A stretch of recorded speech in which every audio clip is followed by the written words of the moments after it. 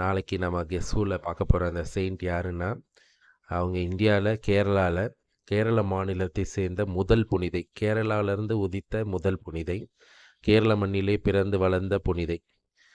அவங்க யாருன்றதை பார்க்கணும். அவங்க வந்து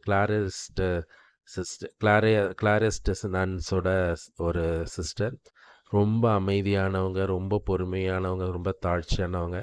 அவங்களோட இல்லம் இன்னும் கேரளாவில் இருக்குது. அவங்க இல்லத்தை போய் நம்ம பார்க்க முடியும்.